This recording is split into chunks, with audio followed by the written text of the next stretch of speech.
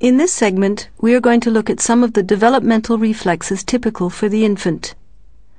The palmar and plantar grasp reflex, the Moro reflex, the asymmetric tonic neck reflex, the Babinski sign, the parachute reaction, and the balance test during sitting position.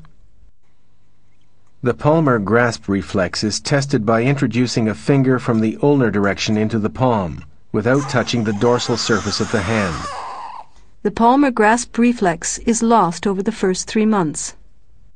In order to test the plantar grasp reflex, the examiner presses his thumbs against the balls of the baby's feet.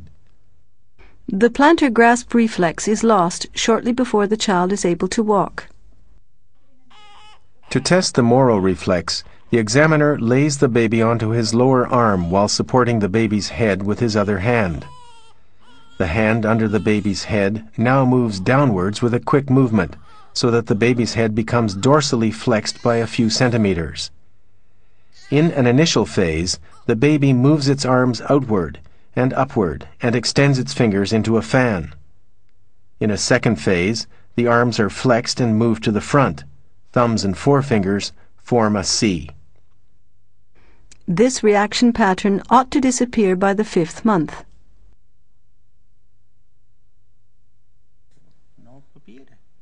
The asymmetric tonic neck reflex is tested by holding the baby's head rotated to the side for a few seconds.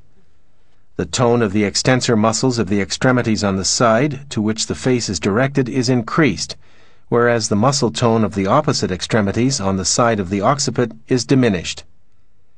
A major change in tone results in the so-called fencing position.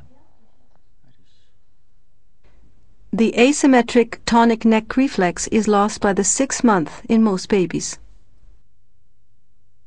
In infants, the Babinski sign is normal.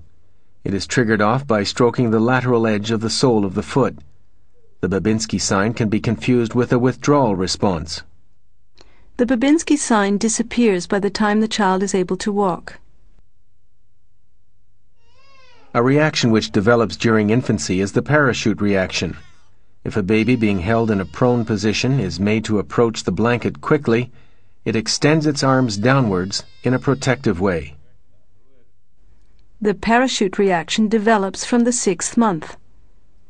At the same time, the balance test performed in a sitting position of the infant starts showing a forward support reaction. This infant already supports itself with its arms when pushed in the forward direction, but not yet when pushed sideways. The sideward support reaction develops when the baby is 7 months old. This 10-month-old infant supports itself well sidewards. Only at 11 months are infants able to support themselves when falling backwards. As mentioned before, this baby is only 10 months old. He cannot yet manage to support himself when being pushed backwards.